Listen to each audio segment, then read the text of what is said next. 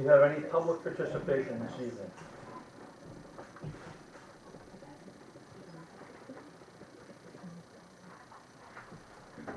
Public participation going once, twice, and 3 times.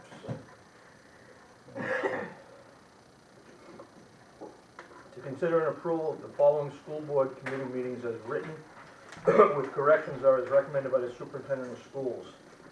First of all, we have one from the 14th of June, okay, where there were only 2 board members that are on the board now that were present. And the question was whether or not there was public participation in that. That's correct. And I sent an email out to the full board in between meetings indicating that I had reviewed the tape that was posted on the town's website, and it was identical to tonight. You had called for public participation on 2 occasions, and there was no public participation at the June meeting, so. Okay. That was the email that was circulated? I reviewed it today, there was no public participation in the meeting. No, that was for the one that was before that was supposed to be corrected. That's The June June meeting. 14th. It was supposed to state that the previous one was going to be corrected. We'll just, it's June, let's just, the rest of the stuff is correct, let's move on.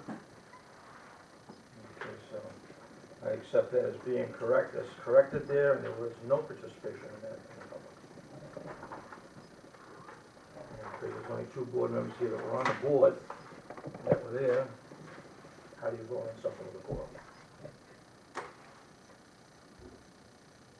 Have either of you had time to review the tape? I mean, you are a board, both of you are board members now. I mean, you can vote if you're satisfied that the minutes reflect the nature of the meeting. So if either of you or both of you have had time to review what was posted online, because we post our minutes on the town website, you can vote if you so desire. You reviewed that tape today? I looked at just the part about, the discussion about, the grant writer. Was that this, but I did not watch the whole thing. Okay. Well, in this case here, I'd ask you to review the tape, and we'll table that for next meeting. I would have had I known that was needed. That's okay. Okay. And the next, this is for August 30th, 2018, review the minutes for that meeting. As written, with corrections are as recommended by the superintendent of schools.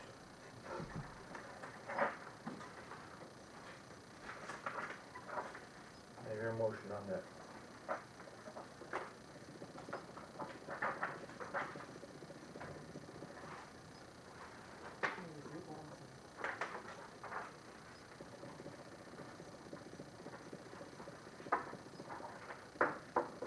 If I lose my voice somewhere during the meeting, I apologize because of the creeping card going through the school. What, you haven't got it already? No, I've been taking airborne every day. Just about everyone else has it, so.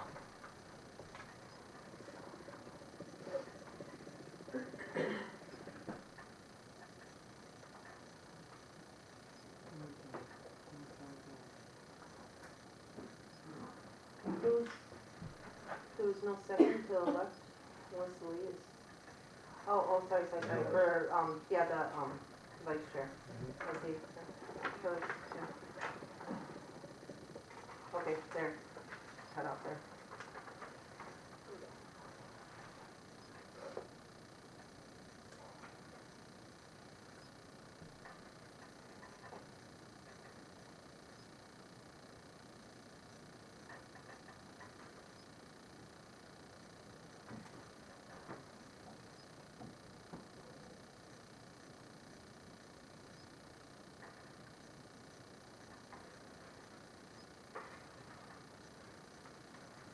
You have a motion on that.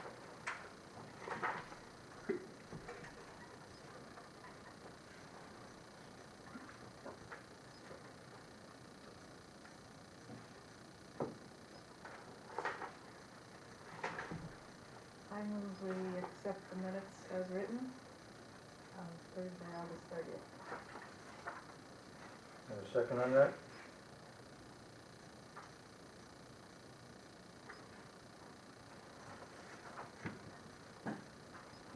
I'll second. All in favor?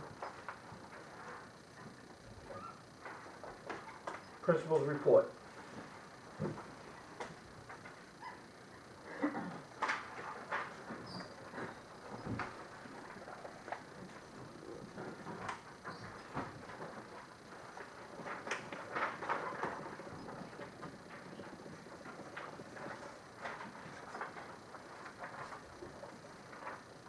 All kinds of stuff today. This is day.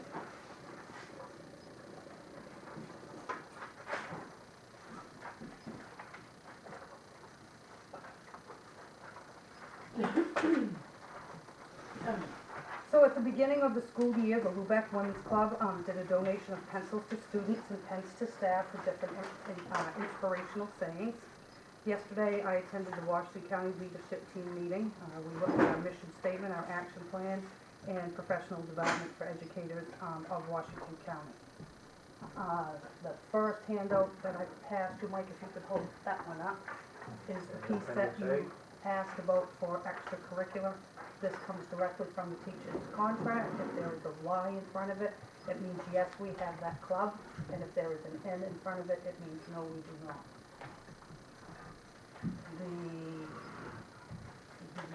I do keep a copy for myself.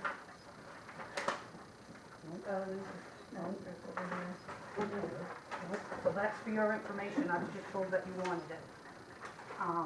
The next piece that you should see that was passed around is the sign-in sheet. Yep, the one you had your hand on stuff. Yep, that one. That's the procedures for entering the building. We were asked about, you know, how do we know who's in the building and who isn't. This sign is in, I think it's on fluorescent orange paper. It's on the first door when you come in, it's beside the buzzer when you come in, and it's on the door when you enter, the inner door when you enter. And it asks them to, and plus a letter went home to parents. It asks all visitors to press the button to ring the buzzer, stay at the buzzer. When instructed to do so, please state your name and the purpose of your visit. Walk to the inside door, look through the left-hand glass at the camera, which is the black bubble by the exit sign. Wait for the buzz sound to enter the building. Please sign in the office. It works, I did it yesterday. Yep, so that's that procedure. The medical center did indeed get back to us and notice went home to parents. Sports physicals are due happening tomorrow. On the 24th, Judy Enright will be with us. She's done a lot of work with us through the Washington County Leadership Team over various professional development. The PBE team will be going, which is proficiency-based education, which, as some of you may know, the state has said, no, we're not doing report cards, that type of stuff. Question, Yes. sports physicals, what changed for you? The medical center got back to us and said, yes, they have somebody. Okay, so they have someone that can do that? Yes, Okay. and they'll be here tomorrow. On the proficiency-based education team is Larry Jones, Kathy Morse, and myself, and the professional development will be around So Now What? And what membership from all different schools all over Washington County. What we think that we've looked at is, yeah, the report cards doesn't work for us, but the strategies to help kids learn does. So we're gonna keep implementing those. I know those of you, both of you have had my children, know that when they come into math class, there is a learning target that says what they're supposed to gain. And there's 2 success criteria. So they know when they start their lesson, what their outcome should be. And then we check in throughout the lesson with feedback. That's an example of a strategy that is used. There's also things about taking responsibility for your own learning. So that's what this is about. What now? Where do we go? On the 24th, the Cobscook Shores Outdoor School, grades 5 and 6, will be going kayaking. On the 25th, we have school picture day.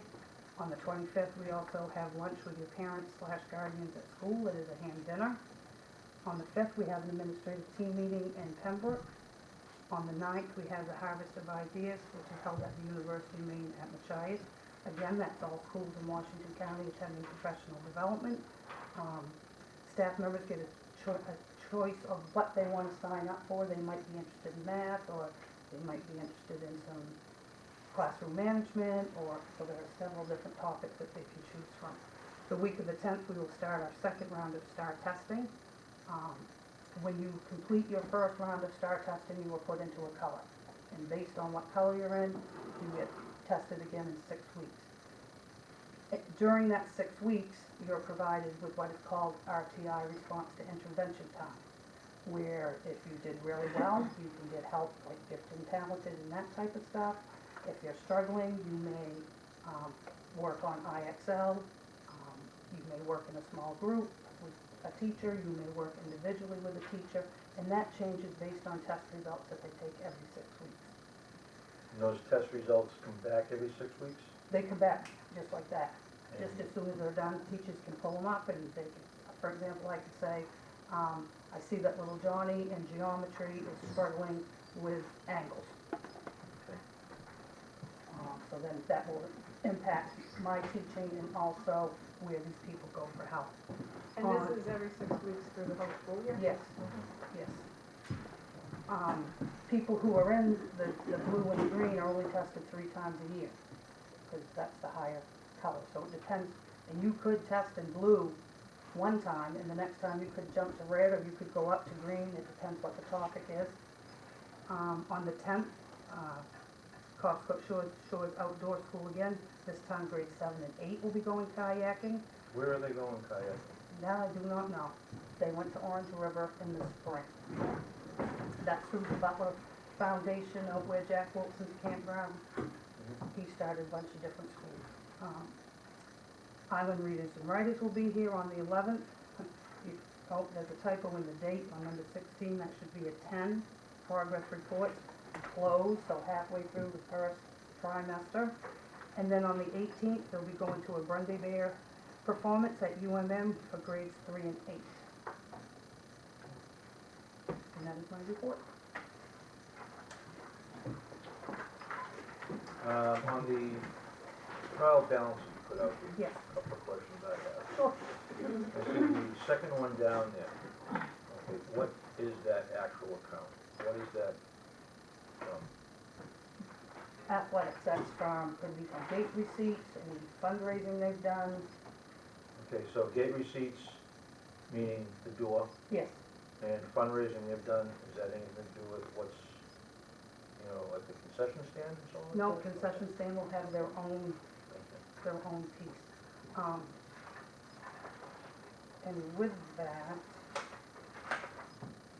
Okay, well, we'll get a place in the agenda for that a little bit. So. the one last thing that I did not pass out, I know at the last budget meeting, there was a question about the banners. This is the information that says the banners did come from White Sporting Goods, and it did come out of the Gates receipt account. It did not come out of the regular budget. So it would have come out of the account on that trial balance Okay, sheet. the second one down, it says athletics. Yep.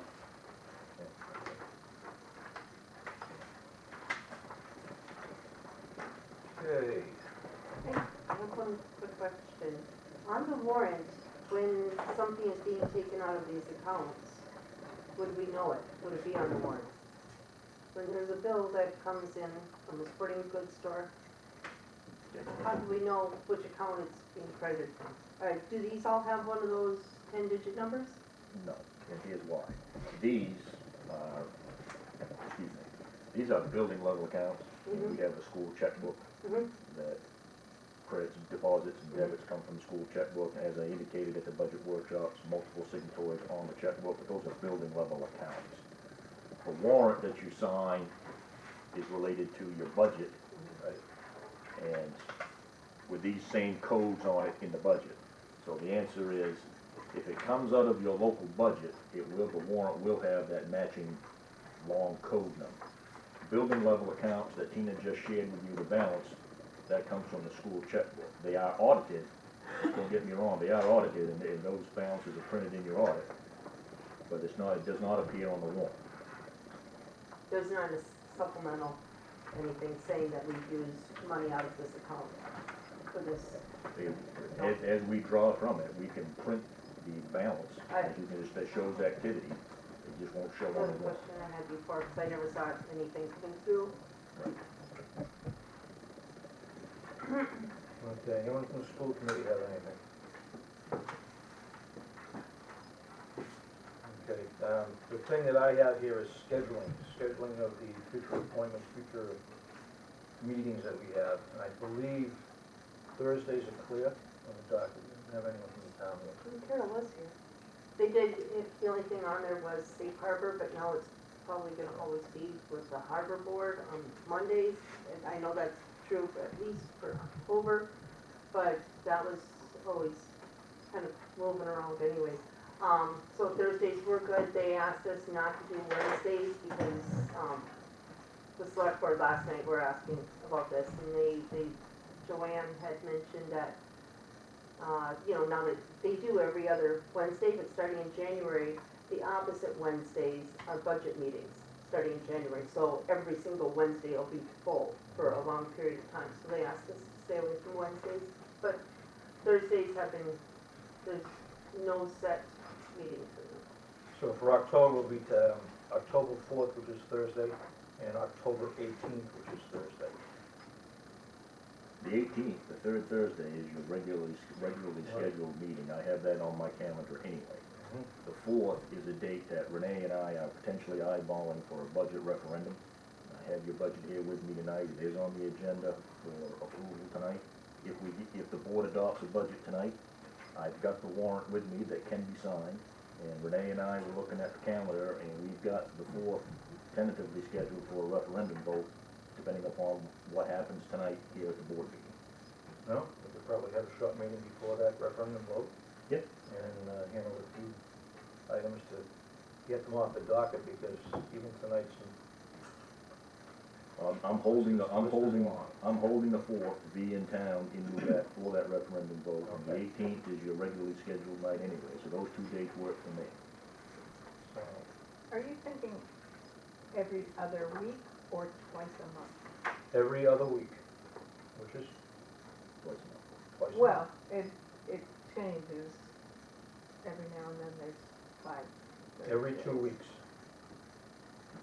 rather than saying. because we've got some long agendas here. And, depending on what happens and so on like that, the last agenda we went till after 9:30 at night. So, and there are some things we actually carve off this agenda tonight, so 10-4, which is, we're looking at maybe the referendum, Right. and possibly having a short meeting before then, and then 10-18 for right now, and then we'll put forward the schedule going forward. On that, anyone else have anything from the school committee? Okay, superintendent's report. There are several items here, and a couple that have come to light recently. Where it says bus purchase update, more specifically, I'd like to make the board aware that I was able to apply for a grant through the Maine Department of Transportation. And the money for that is coming from the VW settlement. I don't know if you follow such things, but not too long ago, VW was fined for falsifying diesel emissions data. Part of their penance, I guess you could say, was to offer some type of compensatory services. Superintendents around the state were alerted that we could apply for a grant through the Maine Department of Transportation because diesel is a common power source for school buses. So long and short of it is, I had submitted an application with the Department of Transportation to replace 2 full-size buses. We have to commit to a 20% match, which 20% of 180,000 would be 36,000. And since we have a tremendous opportunity here in the way of grant money, I included in the grant that we could add a camera system to each bus to help us essentially with student discipline. But the way the camera systems work now, it also has a camera pointed out. So theoretically, if one of our buses was stopped with the red lights flashing and a motorist went the other way, we'd be able to call it up and report that to the police by license plate number. So it's a tremendous safety feature, and I'm recommending that course of action on all the new buses that I'm I purchasing. believe that also has a panic button on it, too. I believe so. Yep. So what we have is a tremendous opportunity on my agenda here. I made a note to myself to ask the board for a vote to that effect, because we have to demonstrate a local commitment. Basically, I need the board to vote to say that we can match 20%. But the opportunity here is tremendous because you could essentially get $180,000, two full-size buses for 36. Plus the camera system would bring the total to 40. So that's a tremendous opportunity. If you're wondering what the turnaround is, I expect to know something by the end of the month, the end of October, I should say more specifically. And that's an exciting opportunity. So when we get to adjustments on the agenda, I'll be asking the board to vote on that course of action. Yeah, I just have a question. Certainly. Last time we talked about maybe one full-size school bus and one smaller bus. Right. Does that mean it's not eligible for this grant if we go? Okay, so with the same? more specifically, you are correct. We were talking about a shorter bus as an option. I believe Mike has data with that he's going to share with us too tonight. Part of my thinking was this. We also discussed at the last meeting the relative age of the two full-size buses we had. And they are beyond halfway. I estimated at the last meeting there's 3 to 5 years left, and I firmly believe that. But the grant opportunity was too good of an opportunity for me not to put in two full-size buses. Because part of my thinking was, yes, we have an immediate need, but if we had two full-size buses that we could get for $40,000, our 20% match plus the camera system, when something finally does happen to one of our full-size buses, we'll have one that's only a few years old, and we won't miss a beat. And then there are, I believe, 8 coming into one of the dealerships in Maine at the end of this month. And, So a couple other items in my report this evening. Talked to Marilyn this morning, and I have more good news, and it's not often I get to be the bearer of good news, but the medical center has received approval for the school nurse grant. Very excited about that. Marilyn is seeking some participation from the school department as far as hiring a candidate, what types of services we would need. But she confirmed with me today that they are indeed in the money, as we say in the land of grants. So it looks like Lubec School Department will benefit from a full-time school nurse. She does have some folks in mind, but I wanted to follow up with that opportunity and just share that with you as well. Also in my report this evening, you see a place there for school committee professional development with 3 new board members here that are new to the process. I took the opportunity to speak with the president of Maine School Management, Mr. Steve Bailey, and he sent along a few dates that I forwarded out to the board. And it looks like October 22nd at 5 p.m. Is emerging as the strongest likely date where Mr. Bailey could be with us here in Lubec. And really he's a tremendous resource as the president of Maine School Management. They're the ones who generate sample policies for us as boilerplate. They're a tremendous resource for us. So I've got him penciled in for the 22nd at 5, and we'll be able to really pick his brain. I'm looking forward to that. I have a Will it question be on that. here? Yes, it will be here. Yes, Mike. In the AOS, how many new board members are there? Well, let's see, those handbooks that I distributed to our new members, I ordered 10 of them for around the district, and the AOS paid for that. You didn't pay for that, the AOS paid for that. So I've got 3 here. I'm going to have one in Eastport in November, when they join. One in Alexander, and one in Perry, one in Pembroke. So that's at least, is that 5 new around, 5 or 6? Here's my point. I mean, we're gonna pay for this gentleman to live here, whatever it costs, plus $295 plus travel. Why doesn't the AOS pick up this tab and pull in all these new members and we'll make me in a central location? It would be Pembroke or somewhere around there. I can put that offer out to the new members in the other towns. I'm sure Steve doesn't mind. Makes sense to me. Yeah. I mean, so this way here, if you've got new members coming in other towns, I mean, if Yeah. you really want to afford them this information and this education, why don't we do that? So is this training just for new members? Doesn't have to be.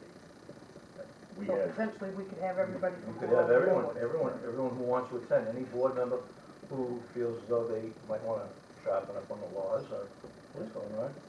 I'll send that around. I mean, with the projected date of the 22nd, it certainly gives me ample time to spread the word around. And I believe he did have some other dates that were available that he had. Right, On his schedule. there were several there. But I think, this is, something of an AOS initiative, and let's make it available to everyone on the AOS. I'm sure we can probably have something over in Pembroke, but it's, it's not coming to Eastport, it's not coming to Lubec. Right. It's not easy to get there. We've done some district activities in Pembroke. That location seems to work well. So if we could, some of the AOS meetings are there, and, Right. so. Right. So if we could hear on that information, we'll go from there. I can do that. Okay. Question? Mhm. I was just wondering if there, I was looking on their website and saw that that's, there are people that are trained in the field to go out and give these talks. And I was a little bit, the president just started a month and a half ago. Previously, he had not been with the organization.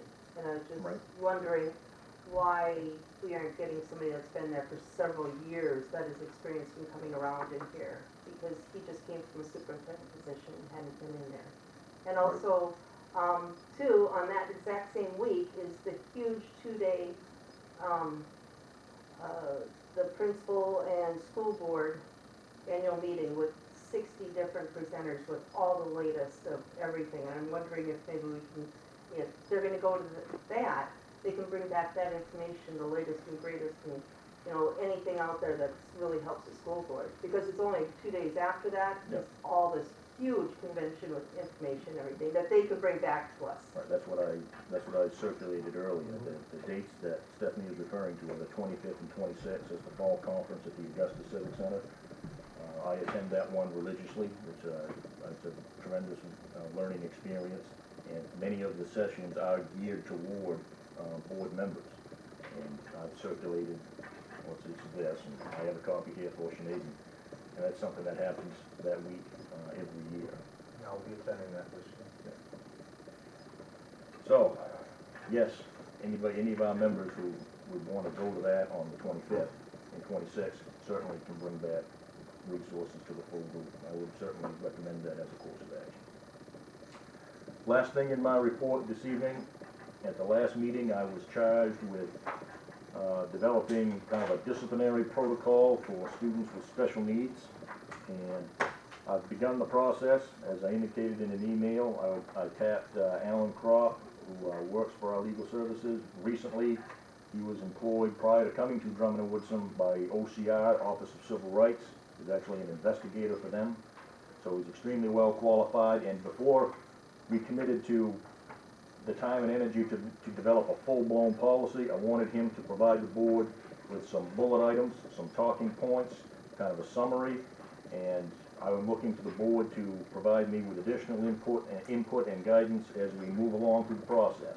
So what I have here this evening is just a one-pager from Mr. Croft, some bulleted items, some summaries, and I think this will stimulate our thinking and hopefully answer some questions in our minds. And please continue to share your thoughts with me as we move the process forward. That's all I have in my report for this evening.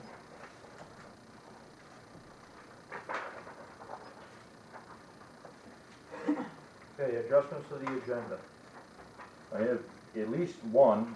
I would recommend remove number 5 under new business, where it says discussion of new learning instructional programs costing over $5,000. Move that up to 2A, which means we will have that discussion before we vote on the budget. So if we want to move number 5 up to 2A, and I was asked to talk about ongoing school committee dates and add that under number 9. As number 9, do we still need to do that based on our previous discussion, knowing that we're good to go on the 4th and the 18th of October? I believe we're all set with that right now. Okay. Correct? Okay. So just moving number 5 to 2A, and I would also ask the board to vote on a bus purchase with a 20% match for the Maine Department of Transportation grant. If we wanted to do that, well, it really doesn't relate to anything, but I've explained the grant. We can just tack that on as number one and get it out of the way, and we'll be able to move forward. Okay, the last meeting, we voted on an AOS member and another AOS member, which was going to attend if someone was sick. We actually need another AOS vote, so we actually need someone else to go to these meetings. Right, we have two members and an alternate. We need to identify a third person.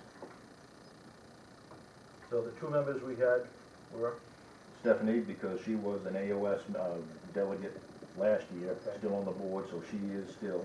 You had indicated your desire to as the chair, and that had the support of the group. We need to identify a third person in case one of the two of either of you are not available, and we need a quorum. okay, I believe you applied as the third person, didn't you? I thought so. We didn't vote. You may have indicated your willingness, but I actually would like a vote. There wasn't a vote on that, okay. Okay, so what is the motion to be on the floor then? AOS alternate, Okay, and the motion for I move that Ari becomes the AOS alternate. I second it. all in favor? Okay, and the second AOS member? I don't have a problem going to AOS meetings, as far as I know. okay. Yes. Do we have any printed agendas? Yes. I thought maybe I missed So I that handed somewhere those around. out, no? No?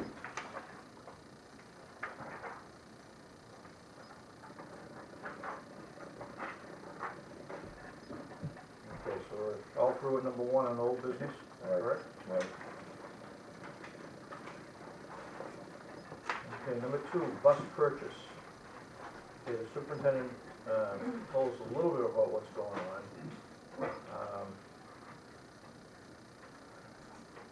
I believe, to expand on that a little bit more, on the main DOE rebate site, okay, we do have a listing here, and it's, the application has been approved, but the actual funding has not been approved, is that correct? In the case of the Department of Education, the MDOE site, Right. that's different from the Department of Transportation grant, but thank you for asking me.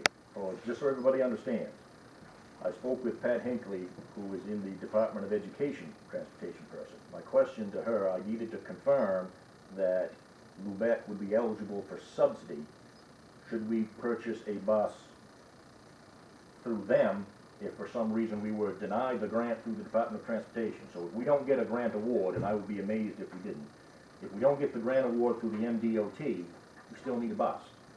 We can go through the Department of Education, and Pat Hinckley has assured me that we will get subsidy because we don't have a spare.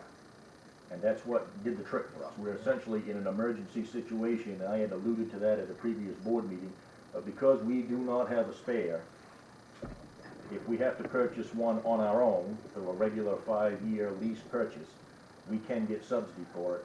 And I have got that application in line. I was very fortunate, and Pat picked up the phone when I called, so I occupied her time for over an hour on the line, and we took care of that and a couple of other things. So if we don't get an award through the Department of Transportation grant, we do have an approved application in line in the Department of Education through their process. That's for 1 year. But that is for 1 year. 1 year only. So, I've identified several new buses that are going to become available. One manufacturer is Bluebird. There's actually 3 manufacturers of buses now in the country. One is really a specialty bus company, and the other 2 is Thomas Coach and Bluebird. And they're the ones who make the yellow buses that we see all the time and so on like that. I think most of the units up here are probably Thomas Coaches. Yes. Okay, so, there's 2 distributors in Maine. We're looking at, I think the one from Thomas is what, 72 passenger? Right. Okay, and the one from Bluebird is a 77 passenger, and they're about the same in price. They're about, I $90,000 a piece. Right. So, very similarly equipped and so on like that. I have identified another 30-passenger vehicle, which is based on the Ford Transit. It's a 30-passenger, it is a gasoline engine, and that one there is about $60,000. So, the two I've identified as the larger buses is, I think, 6 of them coming in at the end of this month, and that's a Bluebird. And I believe the other ones are, what, 70 days out? Right, From order. Lucrece, yeah. we Okay. have all of them. And the same with the Ford Transit buses, ordering right today. If we put an order in today, we're looking at middle of December to January. So, they don't have these things hanging around lots anyway, so. But, so right now, we've got on the budget coming up for this year, we've got approximately $40,000 earmarked based on the Volkswagen grant. Correct. Okay. That would also be a little bit more money than a first-year payment on a bus if we didn't get that Volkswagen grant, which would be about $28,000 plus interest, right, for 1 year for a 5-year lease. So that's on the budget. So what I need to do is I need to ask the board to push a motion through to approve bus purchases based on the possible Volkswagen grant, okay, and getting that $40,000 line item in there. Question? Regarding the buses, Michael, at the last meeting, the board talked about trying to get all gasoline buses because the diesels are so expensive. Are these buses you're talking about gasoline or diesel? The Ford Transit I talk about is a gasoline engine. Say that again, please? The Ford Transit is the only one that has a gasoline And engine. that's a 30 passenger. Right. The other ones, if we get a unit that's a 77 passenger, it won't be enough to power without a diesel engine. The two buses that we're talking about that are 70+ passengers come with a Cummins diesel, which is probably one of the most reliable diesel engines in the country. So it's not so much expensive to repair them. The fuel for them is a little more money. Well, I know we had discussed it, and it seems as if everybody was leaning towards trying to get a gasoline one. Thank you, I don't want to be late for this. Yeah, okay. So I need to have a motion on the floor to approve up to the grant amount to push onto the budget for this year. Would that grant that you was talking about, is that gonna cover a diesel engine anyway, or is that, the gasoline, or is that just for diesel? No, the grant that I submitted was for 2 full-size buses, and those would be diesel engines, as Mike indicated, for that reason. And like I said, the opportunity to get 2 of them at $36,000 plus $4,000 for 2 onboard camera systems for a total of 40. That's just too good of an opportunity to not apply for, not take a chance on. And just so the group knows, our application our award we'll get bonus points if we're in close proximity to Roosevelt International Park, because this is this has some ties to the environmental clean diesel type of a thing, where we're in close proximity to an international park. Fewer diesel emissions, cleaner air, happier birds, greener grass. Okay. So we will get bonus points in our application.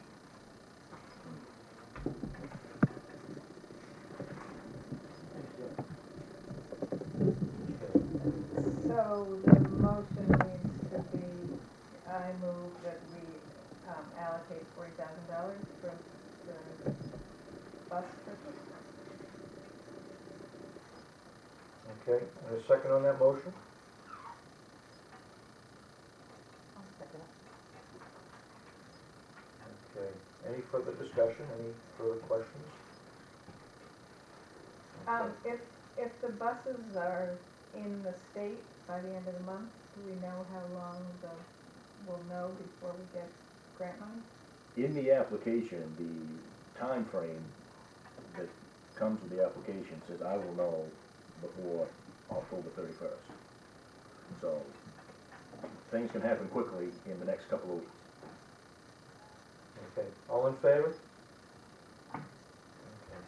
Now all we need is a few more drivers to put in these driver's seats. look good behind you'd look good behind the wheel of a bus. Can't drive a bus and sit here. Oh.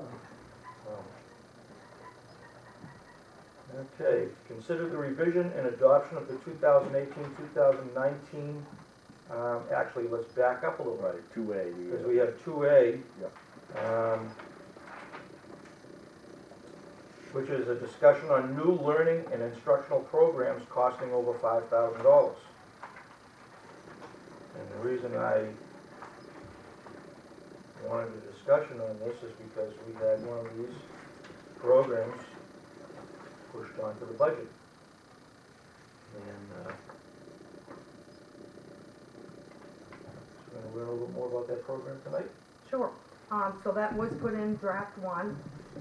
Earlier last year, teachers traveled to various schools to watch this program in action. Our current program is a 2007, so our current program is 11 years old. They went to Elm Street a couple of different times, and I think some teachers went to Machias. In the $20,000 is also a $5,000 cost for professional development. The program that gives us a 6-year license for all our online resources. So a yearly breakdown of that is $3,333.33, and then divided by the number of kids, it came down to like $58 a year per child. Okay, does this cover the whole school or Yes. certain grades? No, this is K through 8. Okay, and how does this program work? These ladies are using it. I don't teach reading, so I ask them if they, and be gracious on them. They've only been in it a few days since we've had the training. Okay. And And I picked both ends. I who picked is the author of the program? Where did it come McGraw-Hill, the same company that we do our K through 8 math program. from? Okay. So I picked a 1-2, a lower grade, and a 6 through 8 upper grade.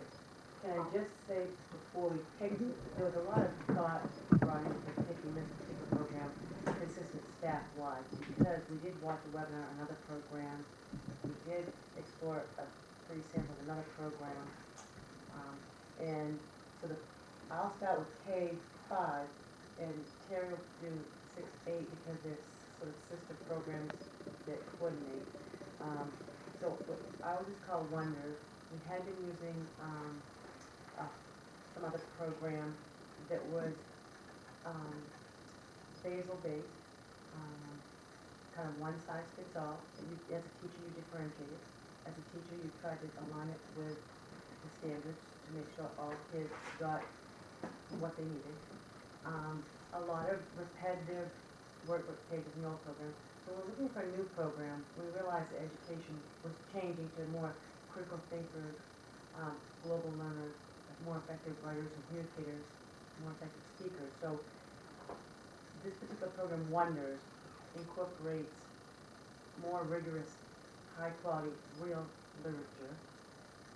It takes into effect that, I use my notes, it takes into effect that the teaching format for all grades is consistent, so kids know what they're going to be exposed to. So this year we won't do this, next year we'll do that.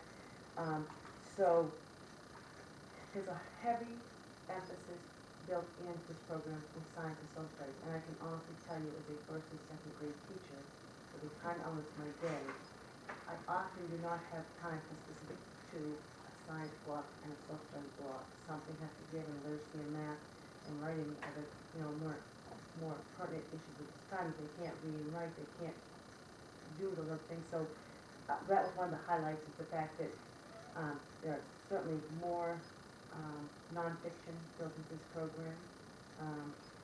There's a series of skills and listening comprehension, speaking, writing, and then also to get people to grow into critical thinkers, writers, and readers. They have something called Close Read, where they revisit a text for different levels of analysis, even starting from first grade level. I know this because we're going to start it this week, and I dove into it last week because I have 2 grades. I needed to, my second graders would not have seen this program, so I needed to set the protocol, what they would expect to know, so I could teach the whole routine, because in the primary grades, there's very specific things for phonological awareness, phonics, and building foundational skills that unlock the future.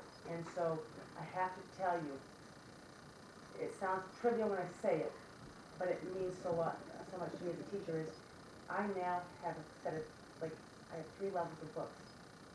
They have the same cover on it. So if we're gonna talk about the Statue of Liberty, all 3 books have a picture of the Statue of Liberty, but inside the book is where they're differentiated. So no one knows that the book that person's reading is not the same as the book I'm reading, because it's all the same. It's only you as a teacher know, because it's written at a different level and thinking, but it's supposed to be getting to the same goal, and I believe it is. I have to tell you, the other thing about this program is, it does, I believe, touch the more learning needs. People who know me well, know that I'm not very technological oriented.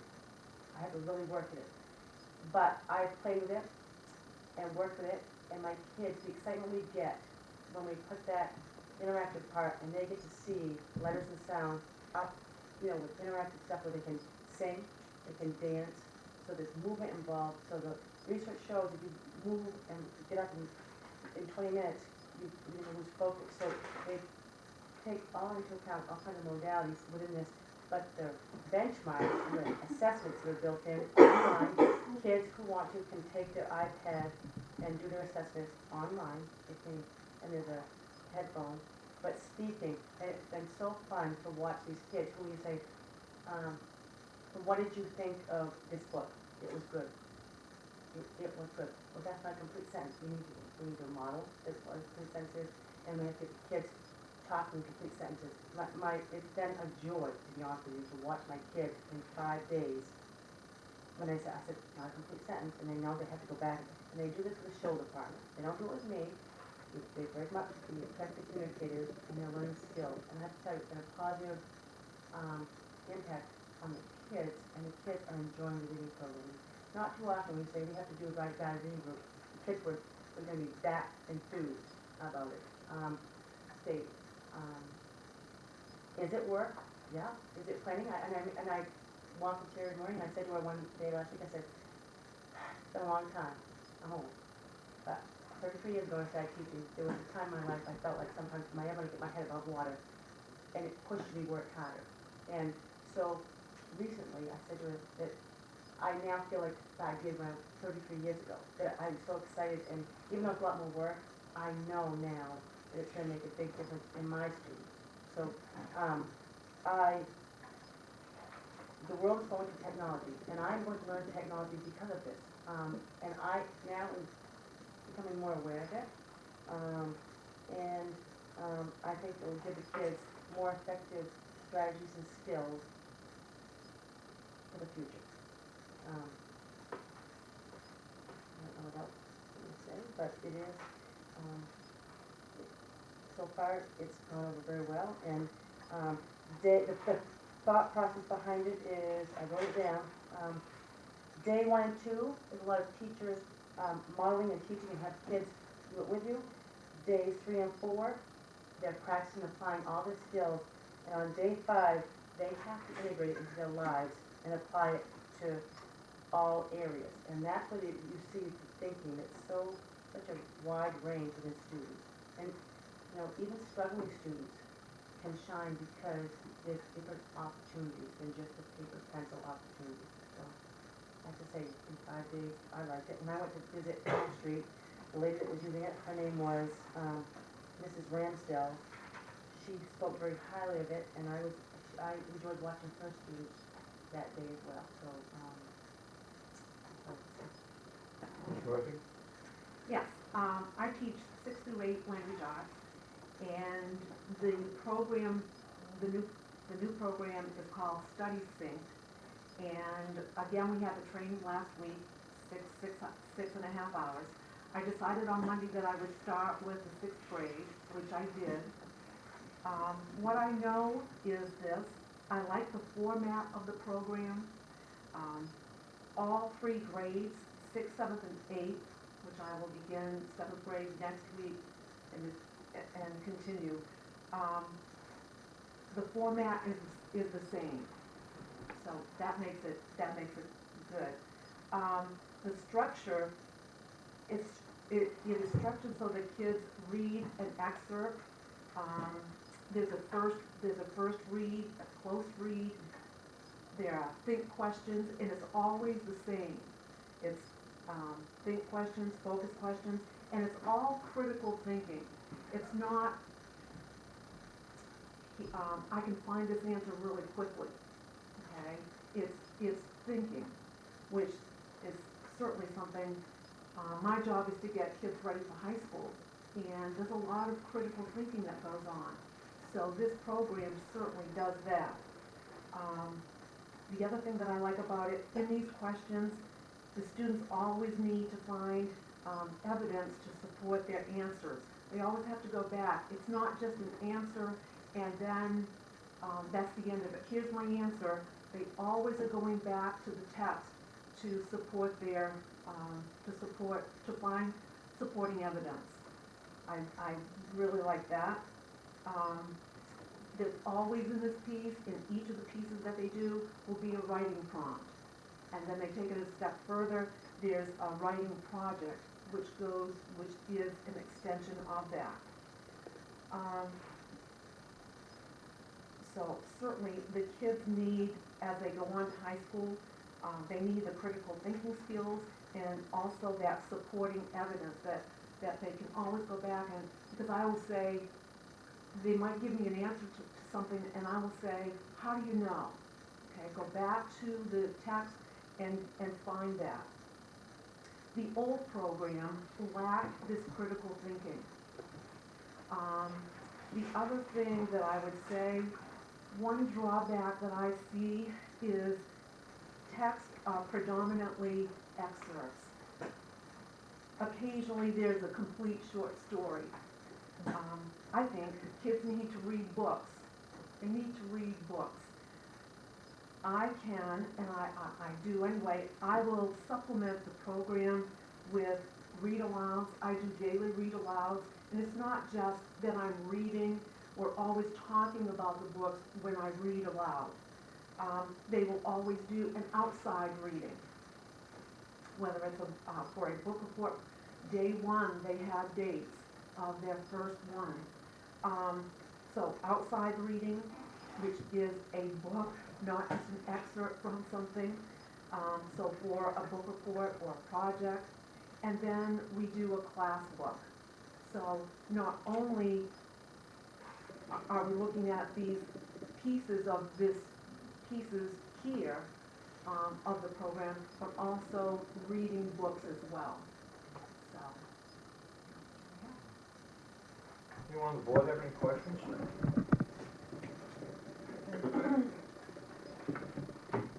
So, approximately, how much more screen time will this entail the children are being, so I guess, so there's a textbook and then they do everything else on their iPads? Or how is that done? There is, for the studies thing, you can go that route, and I will, I certainly, again, I'm technologically okay. Well, I don't even know if it's okay, but anyway, I'll just say. We're old school, let's be honest. Yeah. I certainly will use that, but I also want kids to read and write, and certainly they can do that on their iPad, but go through the writing process as well. On the lower grades, On is the that lower on an grades? iPad? That is an option, that is not a requirement, it all depends on the type of student you have and their learning needs. When we use it in the classroom, it's literally a 5 to 7 minute mini lesson to engage them. Then they are engaged in a hands-on activity, or a word card activity, or a book activity. And again, it's built in so that the kids who got bored with a book, Stephanie, could have that option if they need it. Or if a kid already has accommodations, that they get things read to them, and I'm tied up with a student group, they have that capability built into the program that they can have earphones and they can have the book read to them on their iPad. So if you don't have to use it, doesn't, when I say it's got technology built in, you're not, those kids aren't gonna be sitting on an iPad all day. It just has the ability of using it for those kids that need it or something different, so. I was just wondering, how much more screen time is this gonna add to their day? I get I concerned can about tell you right screen now, time. I'm not concerned personally about how much screen time in my first and second grade because it's not being a big, I probably at the most, in a given day, would be 20-25 minutes, at the very most. That's if a kid has, a day where they're choosing to do IXL because of their remediation, and then we do reading, I would say at the most, 25 minutes a day. More than what they No, have? total. Total, okay, all I right. can't see where there'd be an increase, except for maybe that initial 7 minute,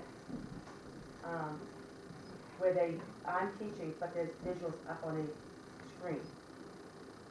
I understand about, you know, moving forward in technology, I just, I'm concerned about increasing screen time for children. And the assessments, their tests are all online? They don't have to be, they're options, those kids that need it, again, they still come printable.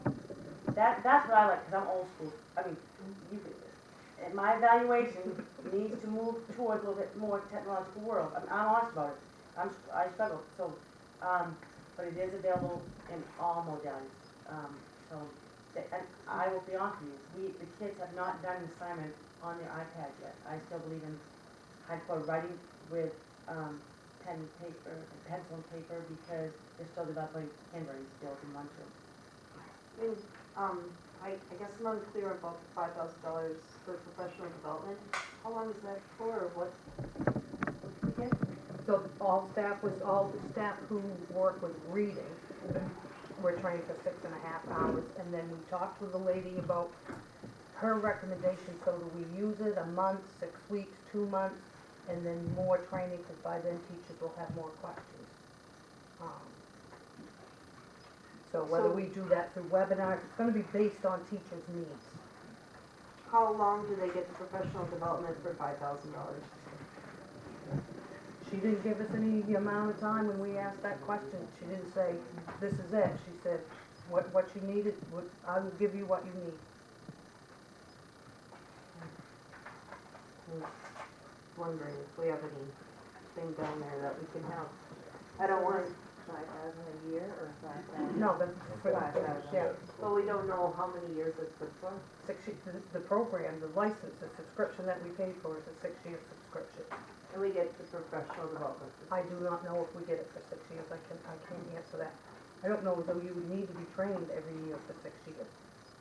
No, my understanding is that after the first initial year, it's a consult basis, if you have a question or a specific, that we would contact We have her, an online help option, right? and that we would get any answer we needed. And I don't think after the first year she's coming back to our school unless we specifically have a big need. I think it's, the first year is the most intense, and then after that it's at what we individuals need. If we, say K4 needed a cluster, we would get together and say, this is what we need. And is this common in the AOS? Do other schools use this? The curriculum that they mentioned specifically, Wonders, right? That is in use in other places in the AOS, but not uniformly. It's not used in all schools around the AOS. The Wonders program, it is in use, I believe, at both Elm Street and Rose Gaffney, and was being phased in at Rose Gaffney when I was exiting the Shires. And I can tell you that teachers in, yes, right, Pembroke, teachers in Rose Gaffney researched that thoroughly. And the structure, to get, to build on your question, the structure of having a facilitator come spend a day and train all staff is common when you enter into a new curriculum, multi-age grade, that type of required professional development will come to you, spend a day, train your staff, call us as needed during the course of that first year, and then use the online support system. That structure is common with curricular programs. So in addition to buying the books and the program, we have to pay an additional 5,000? No, No, no, the pay the 5,000 is a one-time cost. No, I mean, included in the 20,000, it's included in. in the 20,000. It was on the same line, On the and same that line. was one of the questions that came to me Okay. in the workshop on the 6th, what was included in that 20,000. I was just wondering about the AOS because, if they're gonna be, if anybody else is changing over, if there would be any cost savings if you have two schools. Right. Or the professional development, we could share some costs in the professional development, but nobody else has been coordinated at all Right. in the AOS for this? We were the only ones implementing it new this year in the AOS. What you're describing is certainly possible. If there were 2 or 3 towns who all agreed to implement wonders all the same year, all at once, the answer is yes, the potential to save money is there. But I believe that Lubec is the only one who decided to implement it this particular year. Well, the question then comes up, okay, this is something that, could be implemented throughout the AOS, and is this something that the AOS looks at? As far as new curriculum and so on like that, with the schools in the system.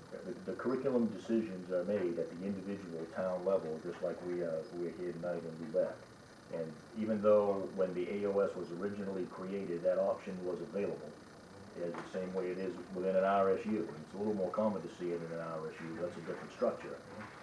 There's nothing to prevent the schools from agreeing to have one uniform curriculum, but it is technically a local decision. Okay.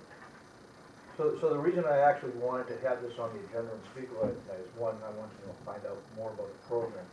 But as a taxpayer, and when taxpayers come up to me and say, so we spent $20,000 this year, was that for books? I need to give them an answer. Especially when it goes over $5,000. It's $5,000 in books. We just bought $5,000 last year in books. So I need to have an answer to that. So what I would like to propose at this point is to have a motion put on the floor is basically any kind of proposal like this, any kind of program like this that's gonna cost over $5,000, at least give us a heads up.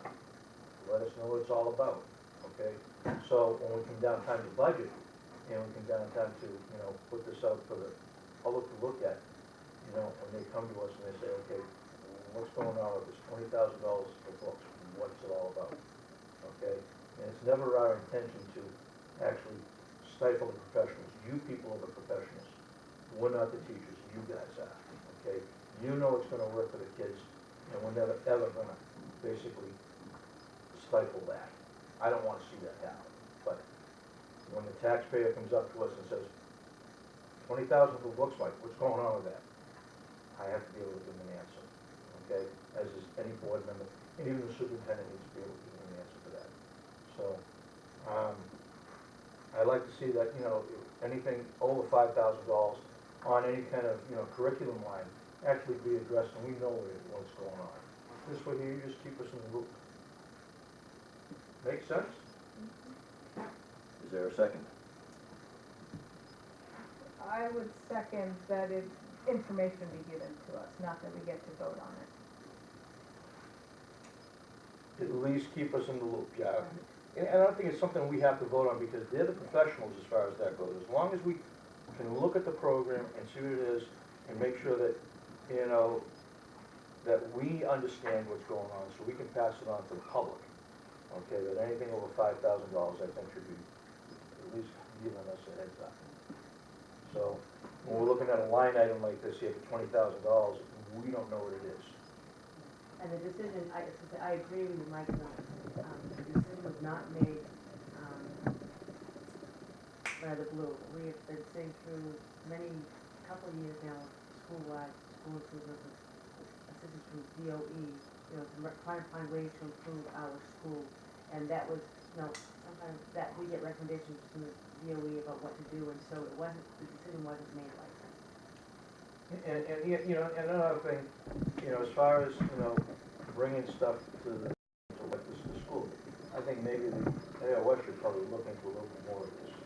I mean, as far as cost sharing and so on like that, they might have a little bit more in depth if another school is using this program to bring it to, Lubec or Pembroke or whatever. Say, look at this, we might be able to do some cost sharing on this. When we researched it, we did look at other schools, and for some of us, we might not, philosophically, if like the program other schools are using. And so we did look at some of those other schools and that up on Green Street, and some of us just didn't think it'd be a good fit for our students. So it's not like we didn't look at other schools in our district, we did, we saw that one of the schools was using this program, but we also wanted to see it outside too, so to go to the Chives Way and to see what they were doing, so, there was a lot of research put into it, so it's unfortunate that. So how does the motion read? Anything over $5,000, please inform the board. All those in favor? Hold on.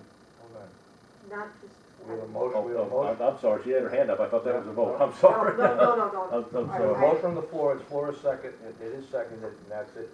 Question, discussion? Yes, I'd not just inform, I'd like specifics on it, that it must be presented to the board, or the board, how is it gonna be informed? If we're getting a new program, I'd like to nail that down a little bit, so it's a little, I mean, in my mind, I think you hear, just as you have this evening, from teachers who would be implementing it. I would like that in wording. I would Okay. like something specific, so Okay. that later on it's like, oh, we sent you a link here one time. So amend the motion? Present to the board, does that capture it? Mm-hmm. Okay. This way here, it gives us a feeling. We turn around and, you know, John Q. Public says, hey, 20,000 for books, we just spent 20,000 last year, what's going on? At least we know, so you can tell people, this is what we're bringing to the school. Okay. All in favor? Okay. Thank you, ladies, appreciate it. Thank you. I'll do your last one tomorrow. 7 years, you know. And Anna, technology-wise, you're doing great on Facebook. It must be true, it was on Facebook, it's in writing. Don't get me going. Two Facebook. Yeah. Yes, Okay, to absolutely. consider the revision and adoption of the 2018-2019 Lubec school budget. Okay, we've all had copies of this in the last couple of days anyways. The one you're giving out now is the exact one that you gave out the other day, correct? Yes. No changes in that, okay? So I can keep my pen and I can pass along the rest of them here. I need to clean up my mess. Some of it's mine, so I don't clean it too much. No, I know this is my mess. Plenty of mess, people, plenty of mess. That's all your stuff, Stephanie? Oh, I'm sorry about it. Yeah, no, extras.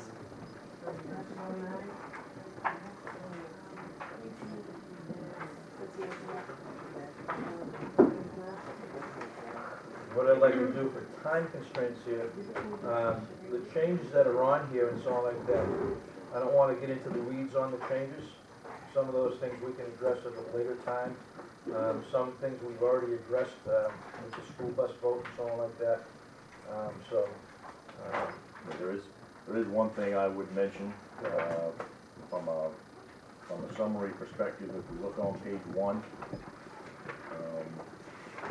this budget, in the version that we have it, would pass on a savings to the taxpayer of $22,398.20. And why I accomplished that by increasing the use of the fund balance forward, and that was based on input from our auditing team. Our auditors were in my office for 2.5 days last week, and they're working on the FY18 audit. Just to refresh our memory, we've been working off a $176,000 figure that we know is available based on the FY17 audit.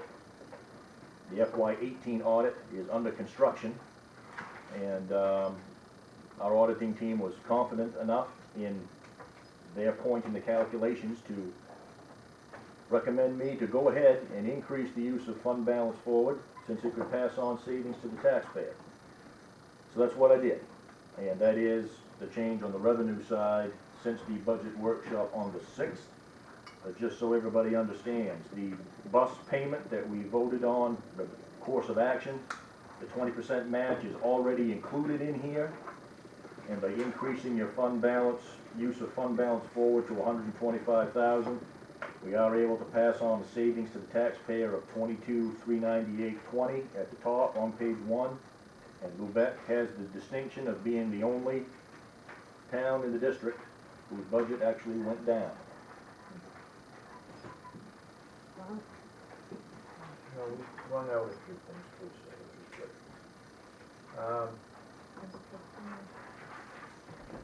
Mike, somebody said his hand up. I'm sorry. That's all right. A question for you. I'm happy about it, but just wondering why the state subsidy went up by almost $100,000. From the previous year to the current year, the biggest factor that contributed to the increase in state subsidy was that the state increased its reimbursement for special education. Lubec is still a minimum subsidy receiver by definition, but the rate of compensation for special education expenses was increased, and that is the biggest reason that Lubec saw an increase in subsidy. There are a couple other reasons. One is the state generally injected more money overall. They funded EPS to 100%, but the factor that affected Lubec the most was greater reimbursement for special education.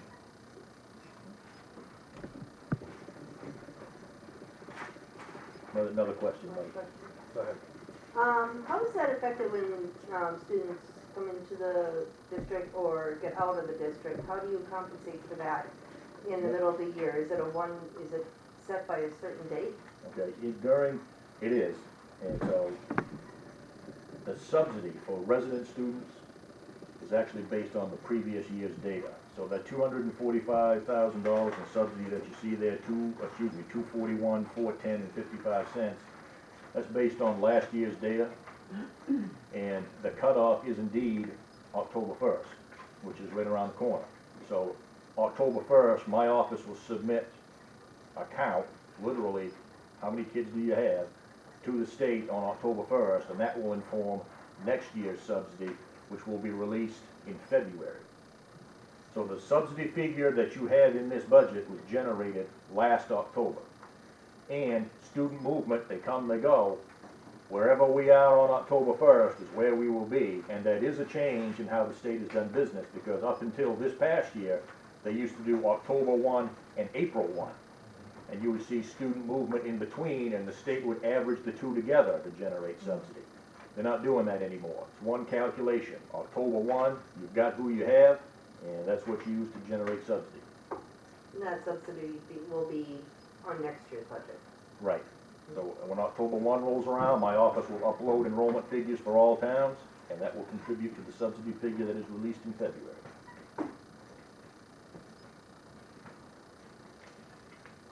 Okay, any other questions on what we see here in front of us?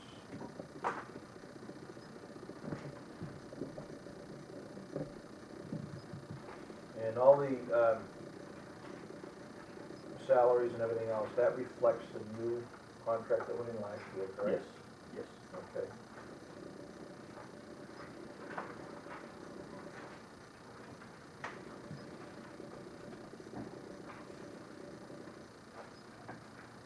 I appreciate all the work that went into putting this together. This is my work. Well, one of the things I would like to ask, and actually we can start working on this budget, next year's budget in January. Okay. I mean, you know, I realize the state won't have information out to us till probably late February or something like that, but we can actually certainly put things together starting in January. This way, Oh, yeah. we can get together with the budget committee Yeah. and say, this is what we're looking at, and something like that. I mean, there are some known commodities. We have a 3-year collective bargaining agreement, so in January, my crew can start putting in like teacher salary and benefits, because we know what the salary is This gonna be. past year, we didn't have that, because we were going into contract negotiations, so we didn't have that information right away. And I will say that I do ask that staff have their information to me second week in January, which is short for them because they've only been in school for, 3 months, and what they'll need for the following year. But they do a good job of it.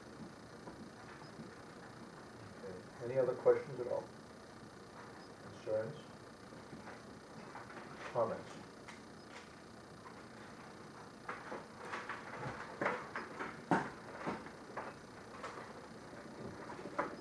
The board would like to make a motion that we accept the budget as written here, so we can actually get this in.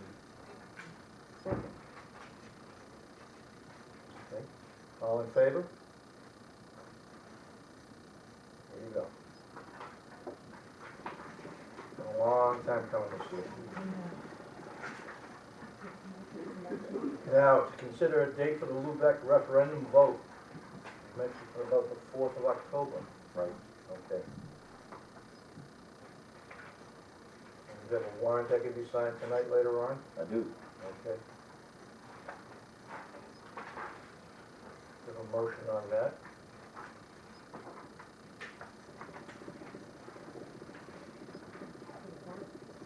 Yep. Okay, so your motion is to consider the referendum vote on October 4th? Okay, and a second on that? Second. Okay, any discussion? All in favor? Okay, What day of the week is that, Mike? Thursday. The Thursday. Thursday. I'm sure Renee is breathing a very deep sigh of relief right now. Okay. Okay. Under new business, to consider approving updates to the crisis management plan. This was a short email that everyone got. Whoops.